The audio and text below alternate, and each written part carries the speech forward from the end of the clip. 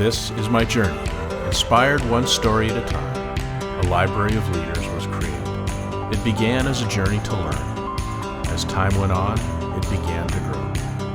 All it needed was a platform, and this podcast was created to listen, to inspire, to share. I am a storyteller, and this is my journey.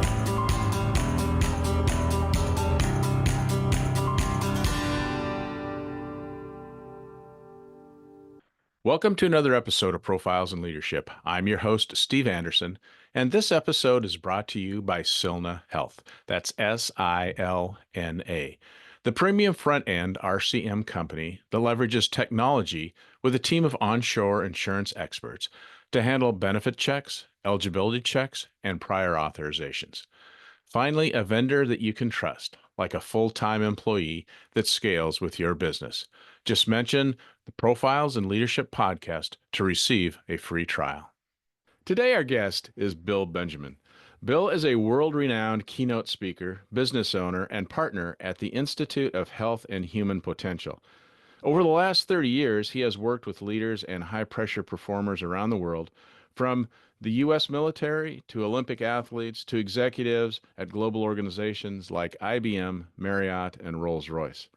As a partner at IHHP, one of the Profit Magazine's fastest 100 growing companies, Bill has access to insights gained from monthly surveys of 40,000 people. Years of studying how people perform under pressure has led him to formulate a radical new method for building high-performing leadership teams, which he explores in his upcoming book, The Last 8%.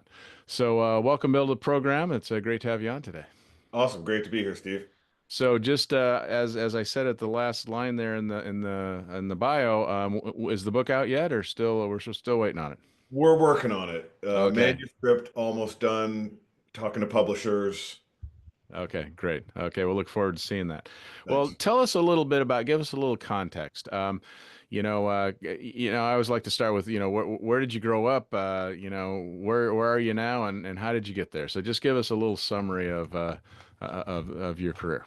Yeah, happy to. Well, I'm Canadian for starters, but I'm Okay. actually a dual citizen. And so I grew up just outside of Toronto, and I now live in the suburbs of Chicago. I've been in the U.S. for longer than was in Canada. So, been in the U.S. for many years. My background is I have degrees in mathematics and computer science, which is not your typical path into speaking on culture and leadership and emotional intelligence.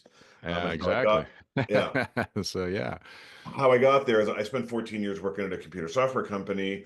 I was a high performer, and of course, what do organizations do with the high performers? Well, they promote them, make them a manager.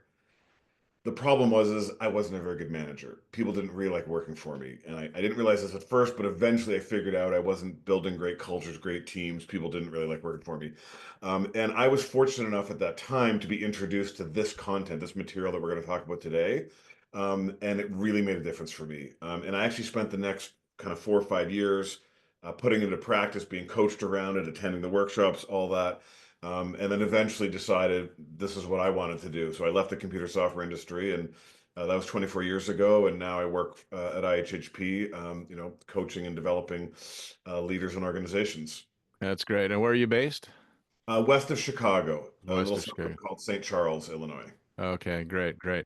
Well, yeah, that is a unusual, I don't always hear that, when I started out as a leader, I sucked, but, now I'm improving, and now I coach people how to be a lot better. So that's an interesting take. Yeah, I mean, when I speak, people really appreciate that because I'm not standing up there saying, "Oh, look how great I am, all the great things I've done." I'm like, "No, I've been where you are. Yeah, I've struggled with this, and yeah. it's not easy. Being an exceptional leader. It's not easy creating a great culture. It's not easy leading and inspiring people. And I have learned some things along the way about how my brain responds under pressure, about what it takes to be an effective leader that I think can help not just me but others as well." Yeah, what really intrigued me about you, and I can't wait to get into it, is just that, you have We might say that leadership is maybe a more of a right brain type of approach, but then you have this left brain analytical side that really helps you analyze. And as we said, 40,000 surveys a month and all this research and whatever. So I'm excited to get into it. But tell us a little bit about what is the Institute of Health and Human Potential and what's your mission there? I mean, our mission is to change people's worlds by helping them be better leaders and develop high performing cultures. And obviously, from a business mission standpoint, we have to talk about driving performance, but this is also personal work. I mean, that's the great thing about this work is it doesn't just apply at work; it also applies at home. So we want to help change people's world at work and at home. Yeah, yeah, that's awesome. And in doing a little research for this, I ran across this that I think you stated that research shows that 92% of what people say they're going to do or what they want to do, they usually complete. But as your book title coming forth it's that last 8% that really makes people from go to good to great. Yeah, and the last 8% is really about risk taking. And the reason risk taking is critical from a business standpoint is great performance can't happen, innovation can't happen unless people are willing to get outside their comfort zone, both strategically but also interpersonally. So, naming inconvenient truths, a leader holding somebody accountable, managing up. So, all of these things that require risk are critical. But the problem is the brain is actually wired to avoid risk, to seek Yeah. protection, not risk, especially under pressure. And so the last 8% is really all about the gap between the risk we know we should take, we know in our gut, I should have that conversation or I should be making that tough decision, and the risk we're actually taking. Yeah. And the actual 8% does come from a study we did of 34,000 people. And we determined on average it's 7.56%, rounded up to 8, that people feel they either leave unsaid in a difficult conversation, delay a decision, or don't make it. So it's 8% is that gap between the risk we know we should take and the risk we are taking. Okay. And so how does, you mentioned emotional intelligence. So how does emotional intelligence work into that 8%? Might think that, oh gosh, 8%, that's the uncomfort area. So I got to go in there like a bulldozer and go after it. Yet you mentioned that emotional intelligence is a big part of it. Yeah, I'm going to answer that, but I'm going to precede it with something which is that the other work we've done, and this was a study of 72,000 people, looked at, what does it take to create a high performing culture? And there's really two pillars. One is high connection or high care. The other is high courage and high accountability. So the risk taking, so we talk about risk taking, but risk taking can't happen unless there's connection, trust.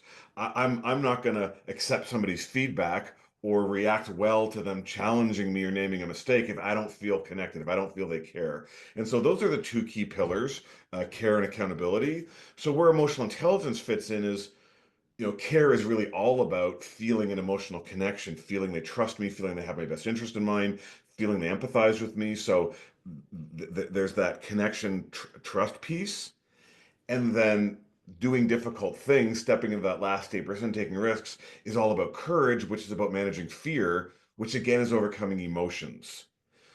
So the what people and organizations need to do is they need leaders and cultures where there's high care and high accountability. The how is through managing emotions. So when you say the courage to work into those areas, are you talking about the courage of the leader or the courage of the people that you're trying to move in that direction?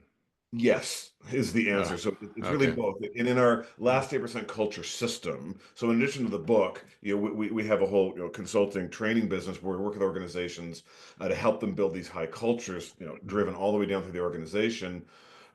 What we're doing is we're teaching the people leaders to model these behaviors. So number one, it has to start, and it could be this. We're working with the CEO of Tenneco Automotive, Jim Voss, a 65,000 person auto parts supplier. By the way, talk about an industry that's going through some challenges and uncertainty right now, where Oh my gosh.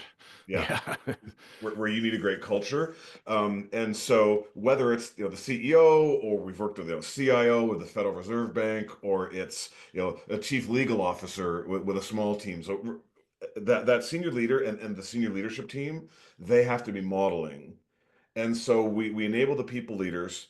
Then we do what we're called sprints, where they actually bring it to their people and they engage the people on their team and they have discussions about what kind of culture do we want to have? What does it look like when we're giving each other feedback or naming it and be it true? So they're actually bringing this to their team. So it's really both. You have to have the leader modeling it, owning it, and then the team participating and involved, engaged in it. So you worked with some very recognizable and very large companies. So um, how do they find you and what are they looking for? I'm always interested in that connection. Yeah, I mean, they typically find us through speaking. So my business partner, JP Pillou Fry, who founded the company, he speaks. We both speak, and so it's typically, they're doing a leadership event or a sales meeting or it's an association meeting, and they've recognized. So they bring us in because they know we have expertise in high performance. In building great cultures. So they've recognized that there's something, there's a good to great opportunity. Very few of our clients, is it broken, is it toxic? It's, well, we're high performing, but we've got big goals, we've got a real, an aggressive strategy, a big transformation. In order for us to get there, we need to be even higher performing. So they recognize that there is a gap. Typically it is a gap around that risk taking. And in our culture work, we actually have a culture survey where we can assess a culture. And most of our clients are, remember there was the two pillars, connection and courage. Most are actually pretty good on connection, but they're lower on courage, which we call a family culture. And there's lots of great things about a family culture, but we say to our clients, you're not actually a family. You can't fire your lowest performing kid. Yeah, yeah, that's for sure. You might want to some days. So a Yeah, lot of our clients come to us because they have this family culture. And again, there's a lot of positives, but it's not good enough to get high performance. So you can actually build on that trust and care. And so we're really teaching them the importance of and the skills to do the difficult things, to make the tough decisions, to have the tough conversations, to receive critical feedback so you can model it, all of those things is what we're yeah. teaching organizations and individuals to do. So why don't you lay out for us a little bit that quadrant? What you're just describing there, I think, is high connection but low courage. That's one of the four quadrants. So explain the other three and kind of how they, what we're trying to achieve. Yeah, that's correct. So we have what we call the last 3% culture map, and it is four quadrants. On the left axis is connection, and sorry, the left axis is courage, bottom axis is connection. So the bottom right, where it's high connection but low courage, that's a family. Now, if you think Yeah, of the top left, where it's high courage but low connection, that's more of a transactional culture where results matter over relationships. It's more of a blame environment. It's more of toxic bad apples can endure because they get performance individually and it doesn't matter what impact they're having, except that it does. Because one toxic person, they can get results, but they can derail the performance of a team by 30 to 40%. yeah. So in the top left is more of a transactional, and it's a high anxiety, high burnout. It can get results over the short term, but it's not sustainable long term. 18% of our clients are in that transactional culture. 37%, the largest amount, are in family. Now, the bottom left, where it's low courage and low connection, that's a fear-based culture. That's Hmm. more command and control. That's your typical hierarchical command. We don't see nearly as much of that today. We see it in some military organizations. We see it in some, oil and gas, certain industries. That's only 12% though of the organizations that we've surveyed.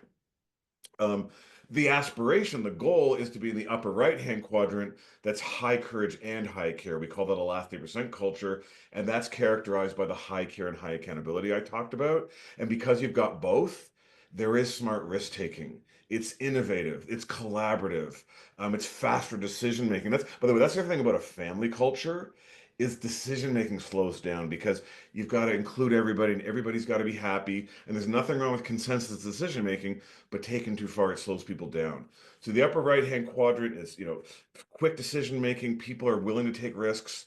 It's highly innovative, high experimentation, and again, very collaborative and feedback rich. And what percentage of companies are in that quadrant? So that's 33%. Okay. So right out of the gate, it's only a third. It's hard to be in the upper right-hand quadrant. And a lot of our clients, they're not way up in the upper right, they're just over the threshold. So even if they're in the last 8%, like the number that are actually high on both courage and connection is much smaller. It's less than 10%. So this isn't easy to do. The good news is I mean, and again, we've been doing this long enough now. We have a survey where we assess at the beginning and we go through our culture system, we can assess at the end, and we do see companies moving up, we do see improvement moving up, so they experience it anecdotally, but we also have actual qualitative data to show that you can increase both connection and courage. And So, yeah, go ahead. I was just going to say, and we do have some clients that started out more transactional. So I don't want to say it's only Yeah. family culture. We do have some clients, and it's sometimes in pockets, because that's the other thing about culture is culture doesn't exist across an organization. It exists on teams. So an organization can have one team can be the sales team can be more transactional, marketing can be more, family. So you can have different cultures on different teams as well. Okay. Yeah, that's interesting. So, obviously, with clients you're working with, you're hoping that you're moving more people into that right upper quadrant, as you described. When you look at just your opinion, like throughout the country or maybe North America, whatever you want to do, are businesses becoming more of the courage connection way? Are they getting there, or do you think that what's our general business environment heading towards? Yeah, I mean, I've been doing this work for 24 years. And 24 years ago, talking to people about emotional intelligence, talking to them about people feeling valued and having a voice, it was like, they were looking at us like we had rocks in our head. And so Yeah, there has been a huge cultural shift toward recognizing and understanding that if you want a highly engaged workforce, if you want to be innovative, you do need some of these psychological safety elements. You do need some of these things. What's happened to some organizations is they've then shifted too far. So they went from transactional, rather than going to upper right hand quadrant, they went from transactional down to family, right? And yeah. they lost sight of accountability. They lost sight of performance feedback. They lost sight of tough decision making. And so that's almost in some organizations seen a shift kind of too much into family, uh, Yeah, yeah. what we've seen. It's interesting. It sparked a memory that I was in a mastermind group once with a bunch of CEOs, and you talk about those family businesses. So the CEO was really good and just doing a great job, and his sister was the CFO, Mm, who they grew out of her skill set. And so, mm. how do you let your sister go as the CFO? It was like I mean, we had we had so many discussions about that, and it's like, well, yeah, that makes sense, but I can't do that, So it's so hard. we've worked with some family businesses, and that adds a whole additional layer of challenges when it's literally like we use family as a metaphor, but we've worked with organizations where it literally is family. It's, as you say, it's the brother-in-law, it's the daughter, it's the sister, and that Yeah. just adds a whole layer of complexity for Yeah, sure. absolutely. Yeah. Another thing that intrigued me and looking forward to this talk today is your scientific side of this as well. So you look Mm, at brain science and you talk yeah. about the cortisol effect. So tell us what that is and how that comes into play here. Yeah, thank you for asking, and I really appreciate you've done your background research. So when we talk about these last 8% moments as being critical, most people, kind of they get that. And the good news is there's some brain science around that. So why are last 8% moments more critical? Because under pressure, when there's tension, when there's uncertainty, when there's conflict, cortisol gets released, which causes memories to sear in. So people remember how you showed up, how you reacted in a last 8% moment, in a difficult moment. They don't remember what you're doing in the 92% of moments when everyone was getting along and the deadlines were being met. Your reputation gets established. The culture of your team gets established in those last 8% moments because of that cortisol effect, because of how our brain works. Um, yeah, go ahead if you wanted to Yeah, ask a question I on was that. just going to say, yeah, that's really interesting, and I think that when I think the part of that too that I've heard you say before, which is the culture really does get defined in that last 8%.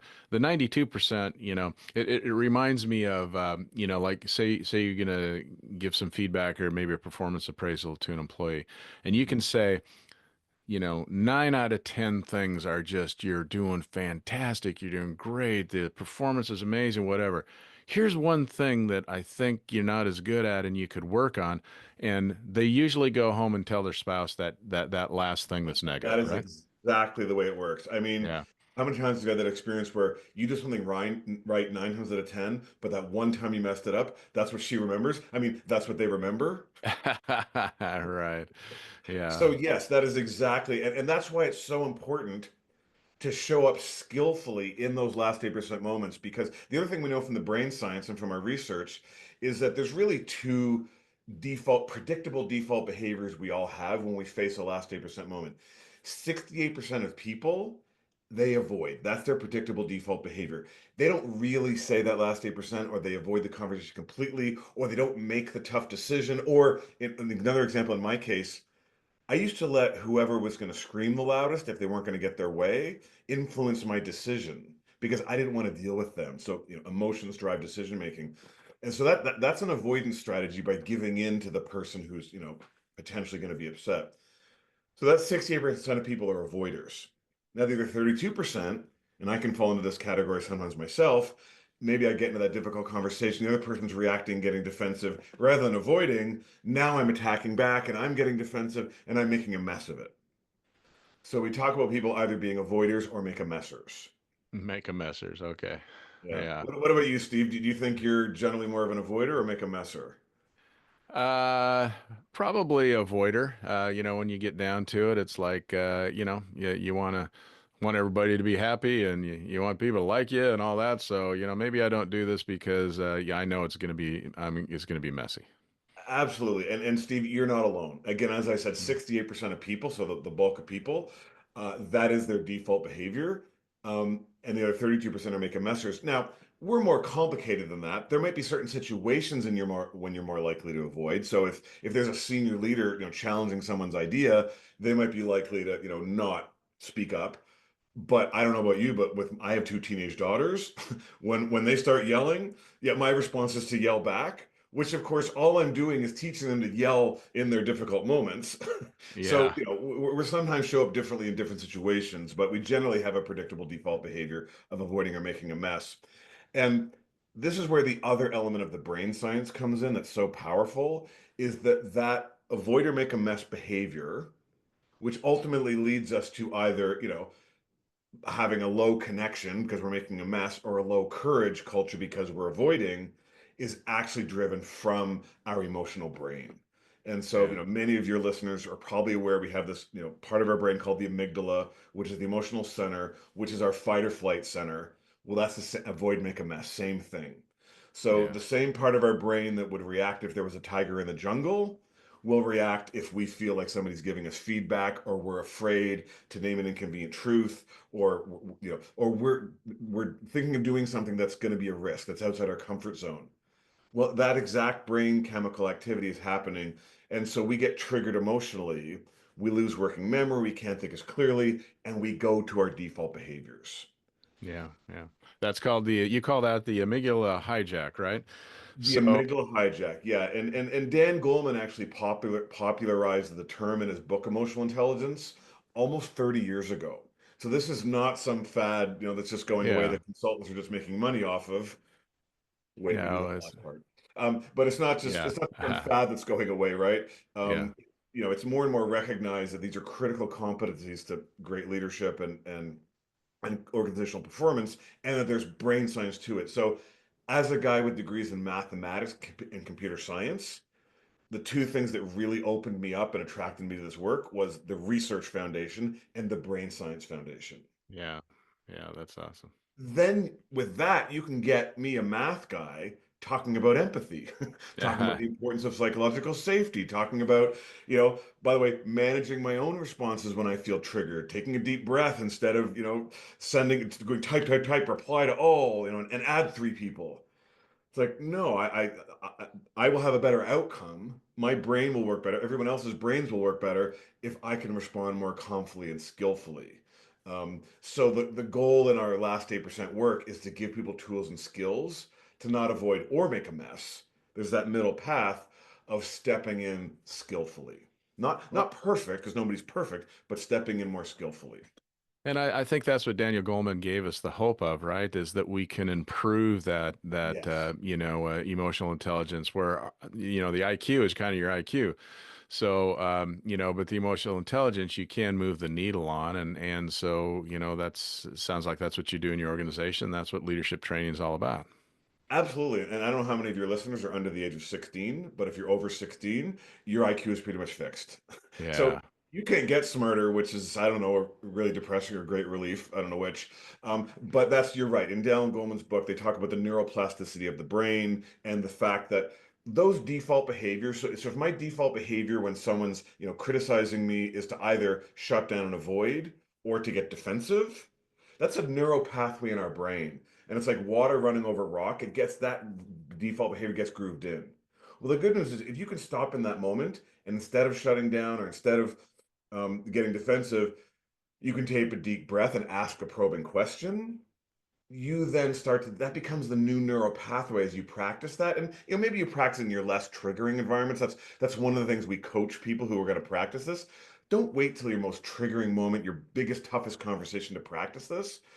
We work with Olympic athletes. We don't start 2 weeks before the Olympics. We start 2 years before the Olympics in the qualifying tournaments where there's pressure, but it's not an Olympics. And so, as you practice being more skillful at whatever behavior you're trying to improve, the brain learns and it actually develops new neural pathways. So Yeah. that's the beauty is the brain can learn. We're not stuck with these emotional responses that we all have. So, not to give away all your secrets, but when you're trying to help people through this, I mean, there's obviously you need to become aware of when you're triggered. So, that's probably the Yes. first step. But did you help them with, is it breathing? Is it a mindset? Is it, what are just some of the simple things that you can do to kind of get you out of that amygdala hijack? Steve, what I love about this work, because if I'm in an audience and which always interactive, that's one of the questions I'll ask is, okay, so what have you learned will help calm your amygdala? And people come up with all the strategies. They know what the strategies are. They just don't recognize the importance of doing it and have the wherewithal to do it in those tough moments. So yes, absolutely. But the awareness you mentioned it, the awareness piece is critical. And so one of the things we teach in terms of awareness is this idea of knowing your big three. So, what are the big three? The first is your body. Your body is your early warning system. It will start to react, chemicals will start to get released before your brain catches up. So, I feel a little tightness in my chest. So, if I feel I'm triggering, somebody's coming at me, or somebody's not behaving the way I think they should, or I'm preparing for a tough decision, I'll start to feel my chest get tight. My hands will actually shake a little bit. In fact, I've done this training for surgeons, and some of them said, "Yeah, my hands shake a little bit when I'm triggered." And I'm like, "You need to do Yikes. something about that." Yeah, yeah, Yikes. yeah, yeah, Um, so people talk about heart rate increasing, butterflies in the stomach, heat in certain areas. I coached one woman who, whenever she was in a meeting with a toxic person, would get red in the neck area. yeah. So of course, her clothing strategy for those meetings was, Mm. was scarves, Turtleneck. turtlenecks. Yeah, yeah. So Steve, how about you? Where do you feel it in your body when you start to get? Oh, it's probably a butterfly in the gut, situation, and it is interesting because some of the recent research has shown there's actually a neuro and connection from the gut to the brain that alerts you. I mean, the vagus, not Las Vegas, VEGUS, the vagus Yeah, nerve, actually goes from your amygdala to your gut. yeah, There literally is that we're getting an emotional sense and there's a gut feel. Now, of course, there's a problem because we may have unconscious biases. We may not be. So that signal may be based on, incorrect information or biased information, but there is a signal. But I yeah, digress. yeah, Okay, so the big three, your body is your early warning system, um, your brain or your thinking.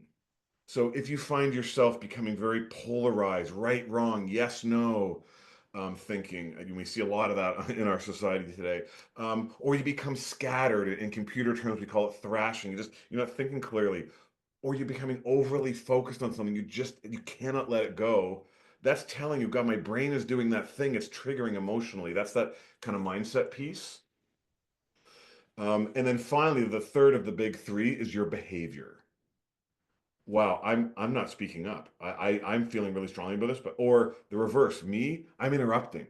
I mean, ask me in a calm moment, should I interrupt people? Is that a great leadership behavior that creates a great culture? Of course not. But get me triggered, feeling like I'm right, I'm not listening and I'm interrupting. And so I can recognize from my own behavior, well, I must be triggered because I'm interrupting. So, Yeah. so number one is that awareness. So that's that big three is that self-awareness. And I think I read where you said that, once you are triggered like that, 75% of your ability to think goes away. So you're only dealing with a quarter of your mental capacity because you're so triggered. Yeah, even when you just get triggered a little bit, you lose 75% of the options that you can see, your thinking capacity. And Yeah. and ironically, at the same time, you're becoming more certain that you're right. So Yeah. you're not listening, you're not seeing other options, but you're convinced that you're right. And so so this is where the brain science as a mathematician really helped me. It's not EQ or IQ, it's EQ and IQ. If I can stay calm, then I keep all my working memory. My executive functioning.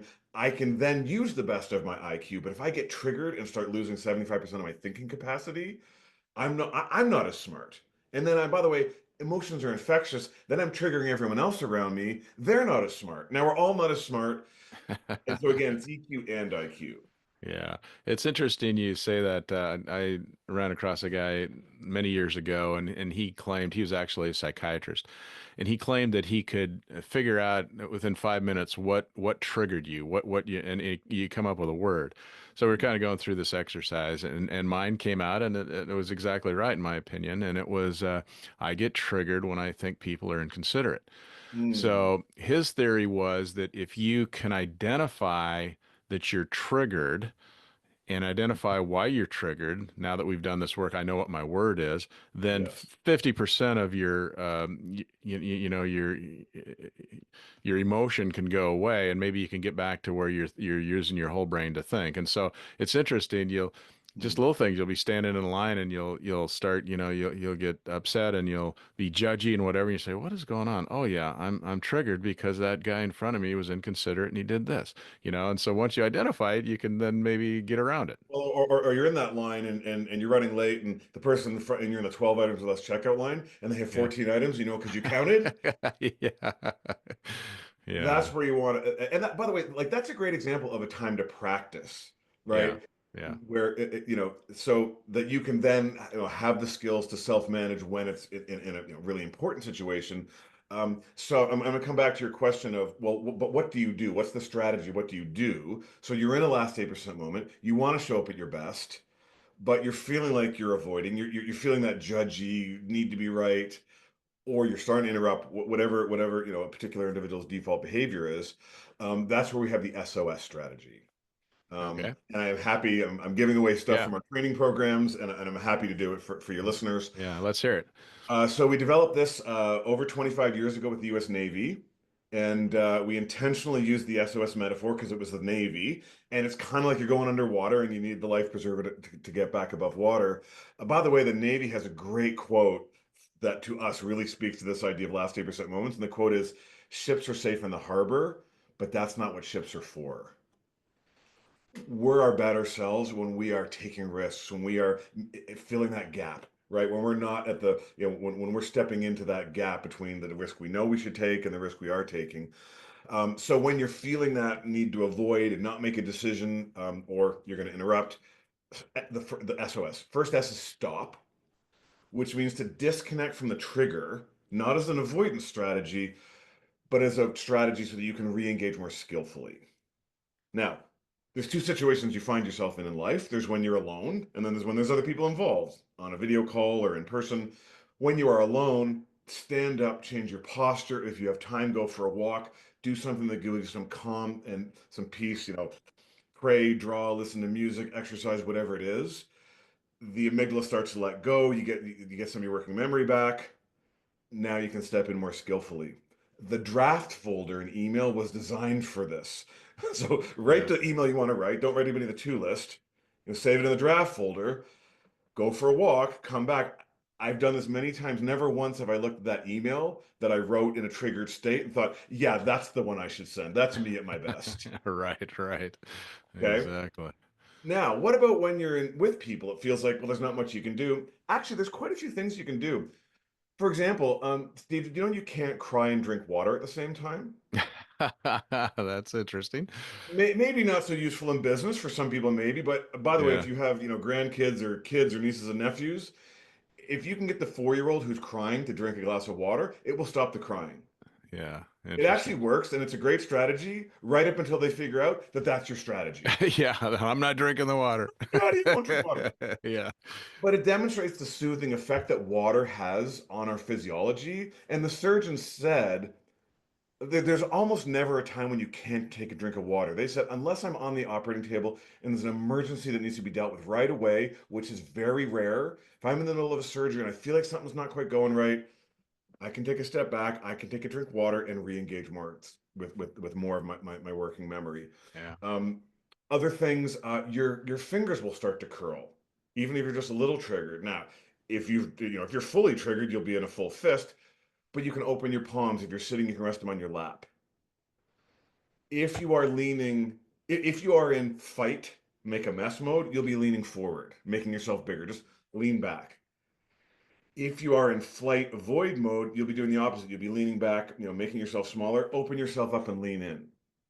You don't necessarily have to step in right in that moment, but it kind of creates that pattern interrupt that allows you to re-engage your thinking mind. So yeah. And I'll that, just add something there. I'll yeah, just add something. As please. a physical therapist, I know too what motion does. And so a lot of times in tough negotiations when it's just at a stalemate, one of the best things you can do is just get up and walk around your chair a little bit. You get I some mean, motion going. absolutely. By the way, if you are in a heated conversation that's getting especially, challenging, to say to the person, hey, you know what? I'm really not feeling at my best. I'm going to take a walk so that I can come back and re-engage more, be more skillful, is a very powerful technique. Yeah. Not, you can't always do that, but sometimes you can, and it's a great technique. Okay, so the S is the stop.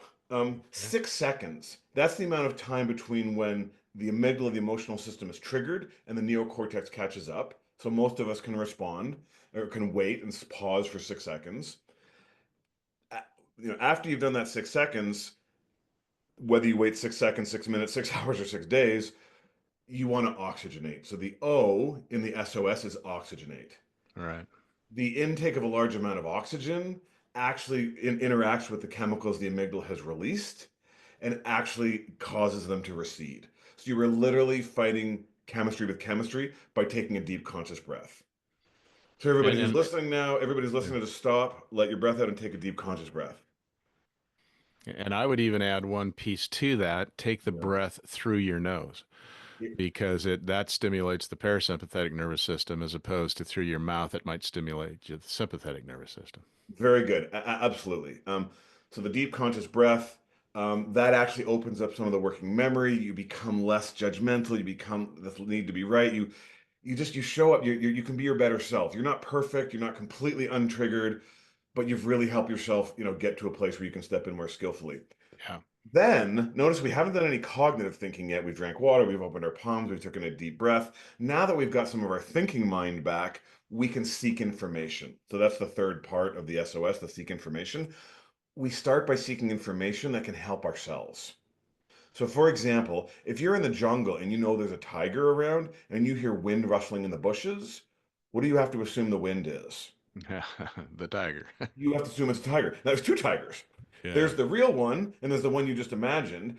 Your emotional system reacts like that's like a last 8% moment. It's like that's a real one. It has to react and think, I heard wind, I'm gonna start. So we react to things we think are actually happening as if they were actually happening. So one of the questions you can ask yourself is this wind or tiger? Am I amplifying the negative? Am I assuming they're intentionally being disrespectful? Am I assuming they're not getting back to me because they're not listening to me? Am I assuming they're criticizing me because they don't like me? All of these things we can check our thinking for accuracy. So you kind of talked about that mindset change. This is that checking my brain for accuracy. Um, and then kind of asking ourselves questions like, okay, is the behavior I'm about to exhibit, does that meet my, intention of wanting to, create a high performing culture, be a high performing leader, or just a better husband or father, right? So we can, ask ourselves. Yeah, yeah. Then we can seek information of others. So this is then we can start, now that we've got a little bit of our working mind back, we move from certainty to curiosity. We can start thinking about, gosh, what's going on for that person? Because we tend to assume a negative intention. What might their positive intention have been? Why might they be acting? They have triggers. They struggle. Why are they reacting the way they are? And approach it that way. You mentioned that kind of, why are they reacting? Oh, they felt disrespected. I didn't mean to disrespect them. Own that. And so you can show up much more skillfully with empathy and care. So that's the second part of that seek information. Yeah, yeah, that's really good stuff. And when you're talking about this balance, let's say balance between connection and courage, you Mm. know, emotions are everything there. I mean, it's like, because sometimes you hear people say, well, don't get emotional, don't let emotions get involved, but yet that's what it's all about, right? Oh, absolutely. I mean, again, we're talking mostly about the negative emotions because those need to be managed. Those really derail trust teams' performance because of the cortisol effect. But once you are working on managing those negative emotions, then leveraging positive emotions, right? Getting people excited, getting people to feel gratitude, connected to your purpose. There's so many, positive and we know when people are feeling a connection to purpose, when they're feeling grateful, when they're feeling cared about, that releases positive counter chemistry, dopamine, serotonin. They have better access to long-term memory. They can be more creative. We feel, we support each other more. We tend to befriend. I mean, so there's so many things that come from positive emotion. So everyone is an emotional person. Not everyone displays their emotions, but everyone is wired this way.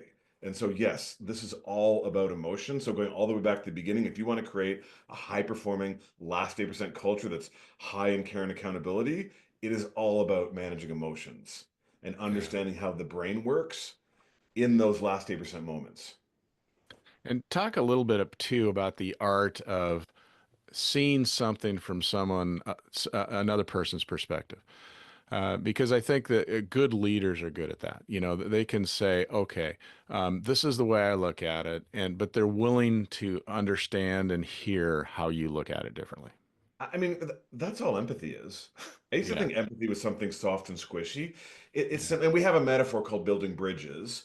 And kind of on one side of a bridge, if there's kind of a valley in between, and we're trying to build the bridge to that person, there's our view, there's our how we've been impacted, there's our authority, there's our passion. Most people, when they try to connect with others, influence others, they do it from their side of the bridge. But if you can let go of that just for a time and walk over to the other side of the bridge and try to see things from their perspective, what are their passions? What do they struggle with? Why are they behaving the way they are? That's incredibly powerful. Then when you go to build the bridge, you're building it back from their side, and they're more likely to jump.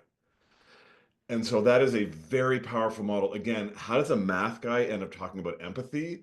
Because when you put it in simple terms like that and then recognize how that helps the other person's brain engage, be more likely to be influenced by you, be more inspired by you. Now I'm like, okay, I'm impacting their brain by seeing from their perspective and being empathetic, and I'm going to be more effective at what I do. And by the way, the other thing is we have this amazing way of assuming that we're right and we know everything. When hmm we get someone else's perspective, how often do we learn something, go, oh God, I had no idea. I never thought of that. Or wow, that I was told, like, so there's also this whole thing that, that the leaders are afraid to say, I don't know, or I need yeah. help. Like that is such a powerful thing to not have to know everything, to not have to have all the answers. And again, it's not about them being right and me being wrong. It's about collaborating. It's like building a solution together. A lot of Yeah. our clients talk about, well, our organization, we're in silos and we're not collaborative. And what you're talking about, what you just asked me about, that's all about what does that look like collaborating? Well, it's seeing things from another's perspective and building solutions together. And the word that comes to mind when you describe that, which I think is a critical word in leadership, is curious. If you're curious about why somebody thinks that way or why they come at it from that direction or whatever, and you're genuinely curious, then you're more open to well, maybe that does make sense, and you're open to, looking at it in a different way.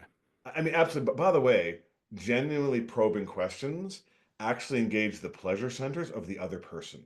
Yeah. People, like, I'm feeling great. You're asking me all kinds of questions. I'm getting to talk. People love to be asked probing questions. And so you're literally impacting their brain. This is though why the emotional management part's so important because when you are triggered, you move away from curiosity and you move towards certainty that you're right and your way has to be the way. And so that's why that big three and that SOS are so powerful because that is what then enables you to show up with that curiosity and be that engaging person. And now, the one thing I do say to people is that whole idea of getting over the side of the bridge. What you don't want to do is get stuck on their side of the bridge. In other words, oh gosh, I have to be wrong. I have to give in. Oh, they have their stuff. So in that model, we say go to their side of the bridge, but don't stay there. Come back to your side of the bridge. Still step in, have high expectations, give them performance feedback, hold them accountable, make a decision that they're not going to like, but they'll be so much more effective to follow you and jump because you started on their side of the bridge. That's that we always say connection comes before courage. But so often people think, well, I only have to do the connection part. No, if you want a high performing culture, if you don't want to just be a family, you still have to do the courage part. You're just going to be so much more effective at it because that person felt heard and listened to and cared about. Yeah, absolutely. And I've often, with my clients, I say all the time, one of the greatest leadership skills you can develop and get good at is asking questions and asking, learning how to ask the right questions and the feeling questions, so that people have a chance to tell you how they feel. Absolutely. And again, one of the coaching we give people, sometimes it's like, well, how do you feel? Kind of feels like, oh, great, Bill just went to some emotional intelligence training. He's going to ask me how I feel for a week. Yeah, Or sometimes they don't even know how they feel. yeah, So there's other questions like, what was that like for you? How did that impact you? Tell me more what you were thinking. So you can ask other questions than just the how do you feel question, because sometimes that can feel a little off-putting, or they don't even know how they feel. And so you have to ask them other questions to get them to help them even recognize that. But you're absolutely right. If you can get to the feelings, you can get to the emotion that's then driving the behaviors. yeah. That's this topic really intrigues me, obviously, and I've talked a lot on this program about right brain leaders and left brain leaders, and but really what it comes down to, and what you seem to bring to the table is that the best leaders have both, because you need that right brain empathy, asking the feeling questions, doing all that, but you also need to know the numbers and hold people accountable to them. Absolutely. And yeah, it's not one is better than the other, but whatever background you come from, it doesn't matter. It's about recognizing what your strengths are. And I'm a big believer in the strengths work, but I think sometimes that gets overemphasized. Well, then just ignore your weaknesses. Well, those Yeah, weaknesses can be very derailing. So I think we still have to look at it and say, wow, I was more of a transactional leader. My models of coaches were my high school basketball coach and what I saw of college football coaches on TV. I just thought you ran around and yelled at everybody.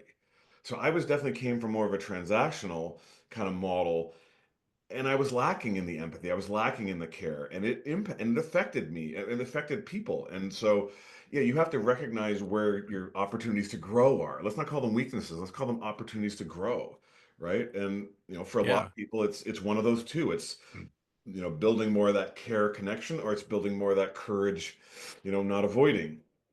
So back to 25 or 30 years ago when you just described what you were, what was your aha moment? What was the situation, or what brought you to see that you had an opportunity to be different? I mean, I was this was impacting me personally. I was not only, not having a great impact at work, but I was stressed. I was going home at night. I was anxious. I heard a quote back then that always has stuck with me. And the quote was, I've had a lot of great moments in my life. I just wish I was there for more of them.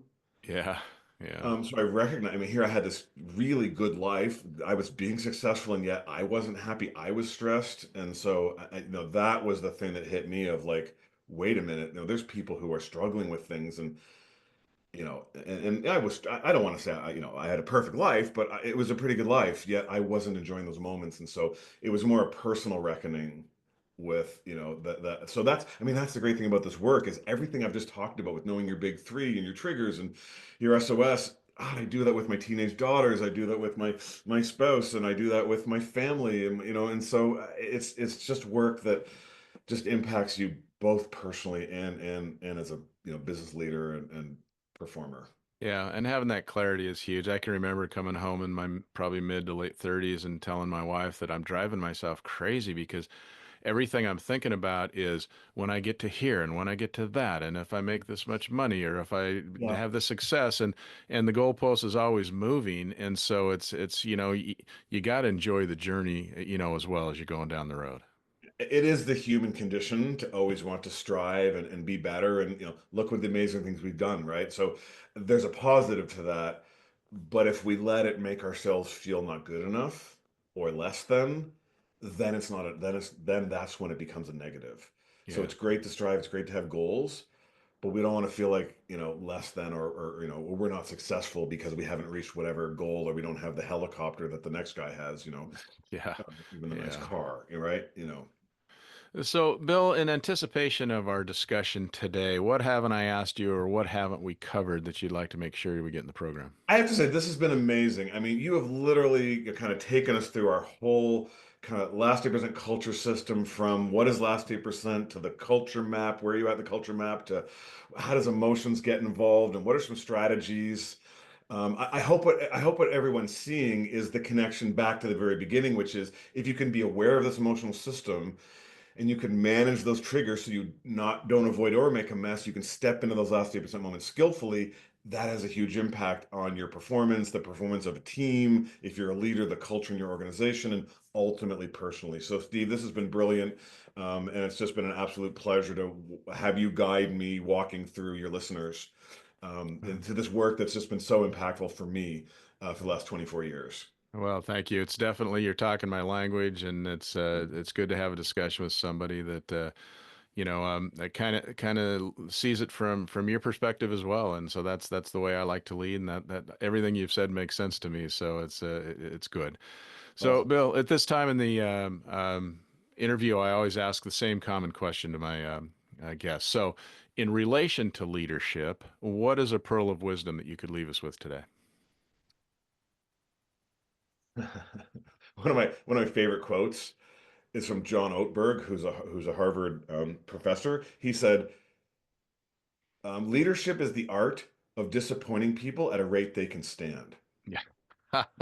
Oh, wow. That you need to unpack that one a little bit. Yeah. I like it because it's funny, but I also like it because there's truth in it. Because I, as a leader, I don't want to disappoint people. I don't Yeah. want them to feel upset. I don't want them not to like me. I mean, it's so much more than just disappointing people. Is to recognize though that when you do that, when you don't lead people, when you don't step in with courage, when you don't make the tough decision, you are actually letting yourself and them down. When you don't bridge that gap, that 8% gap between the risk you should take and the risk you're letting yourself and other people down. So that would be my pearl of Yeah. wisdom. I think I heard just in the last couple of weeks, I think it was Simon Sinek who said that if 10% of your people aren't pissed or disappointed in you, you're probably not doing your job. I Yeah, or thought that Steve was Jobs interesting. said, if you want everybody to be happy, sell ice cream. Don't become a Yeah, that's really interesting. leader. Yeah. Well, Bill, this has been a great pleasure. I love what you're doing. It just makes a lot of sense. I love the story that you were on one side Mhm. of the spectrum and came back on the other, and so that if that isn't motivating, I don't know Yeah, what and is. motivating for your listeners is I've had people, who my company come to this training, they've come back and said, Bill, you are a last 8% leader. You're a high care, high connection, high courage guy. So I've actually, went from transactional, went to family, and now, and I'm not perfect, not even Yeah, close, but I'm getting feedback that me as a leader in our organization, we are a last 8% yeah, organization, and and the biggest thing is I really hope I'm that for my daughters. Like that's the big yeah. thing, and I hope I'm modeling it and teaching them both. So that's my true aspiration. That's awesome.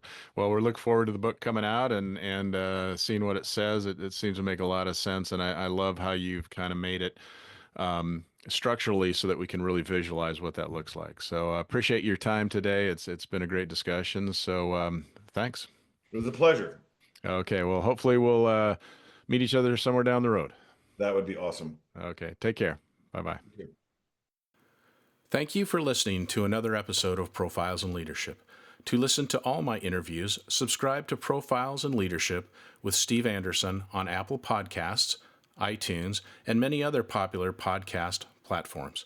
Some of these interviews are on video, and you can search YouTube for Profiles in Leadership with Steve Anderson. You can also access the entire library of interviews on my website, orange.coaching.com, and that is orangetheword.coaching.com, and go to the Media Center and click on Podcasts or Video Gallery. You can also enter the website from pilpodcast.com.